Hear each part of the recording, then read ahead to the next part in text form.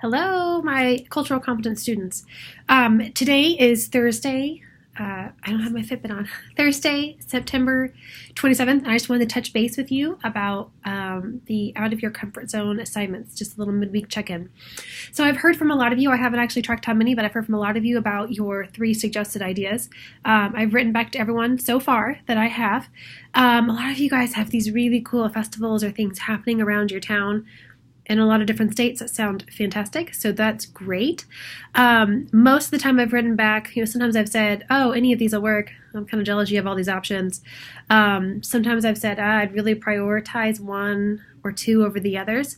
Keep that in mind. But when you send these in, if you can, just try to be specific. So going to a restaurant with a different kind of cuisine, it may work, but just try to be a little more specific. So don't just tell me like a cultural festival. Tell me the Italian Heritage Festival that happens this weekend. And someone even sent me a link to a festival, which is cool. So send me just a little more detail or something more specific so I can give you good feedback on them. The other thing I would say is restaurants can work. I know they're an option. I keep it in there as an option. It's not my favorite option for people. And honestly, it's not one that's people have enjoyed a lot either. So that goes both ways. And this is from a couple years of feedback from students. So 1, restaurants can work. I try to hold those back in case someone's just kind of in a pinch or can't really come up with something else. But I would really encourage people to try to look for a religious service, a cultural festival.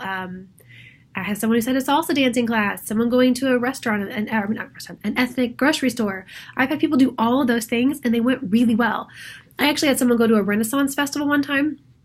I'll be honest, I was a little skeptical, but it was fantastic. And actually she really loved it and had a lot to say about it. So just try to look for an event like that you can go to. Try to prioritize something like that if you can. Keep them coming.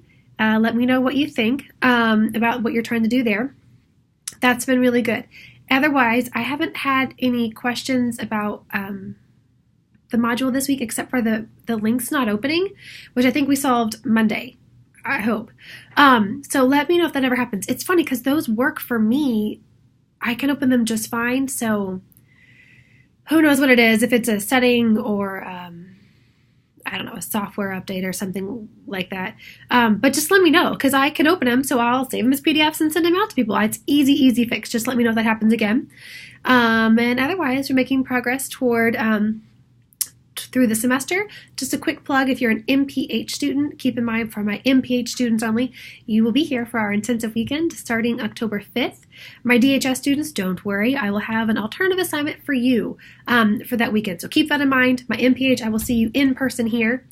That said, DHS, if you're in town and you want to come, you're welcome to come. Just throw that out there. You're welcome to come.